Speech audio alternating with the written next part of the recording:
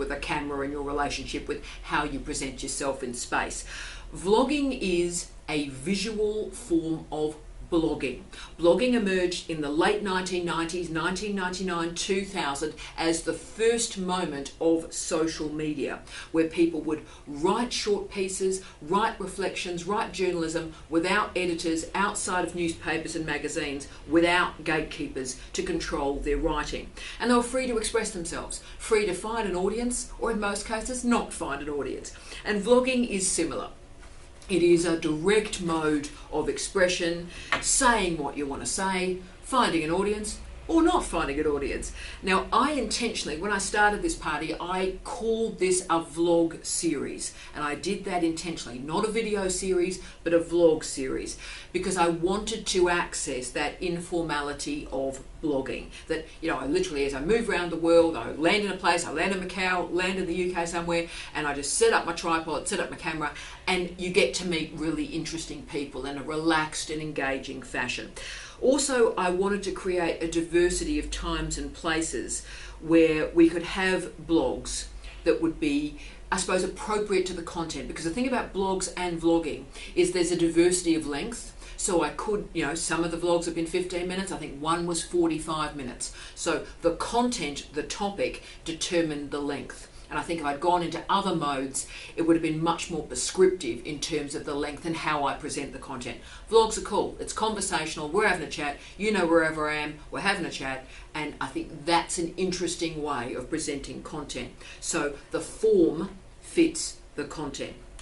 Also, they are informal and can allow you as a researcher to again find all sorts of different audiences outside of the other options I've presented today. So diverse in genre, diverse in content, diverse in length, informal.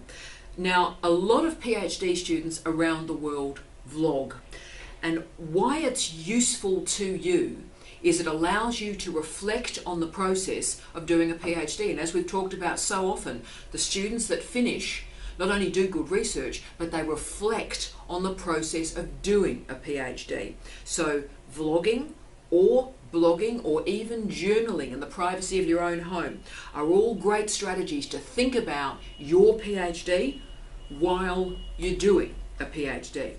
Now, it's free and easy to set up a YouTube channel, get a camera, get a tripod, and talk about your research. Talk about your PhD, talk about your teaching, talk about how you're feeling through the process of doing this degree. And you will find an audience. PhD media is a very interesting part of social media, and it is a way to disseminate your results quickly, find feedback, meet new people, to share that experience of doing a PhD. That's a great communication system. So video doesn't have to be this frightening interface or this frightening platform. Absolutely, you could move through your academic career without using video. Now, it's funny, I wrote that in the script, and when I was going through it this morning for the last time, I thought, I wonder if that's actually true now. That for you guys, can you move through your career without having any expertise in video, in teaching and learning and research? And you know what? I'm not sure. 20 years ago, yeah, now I'm uncertain.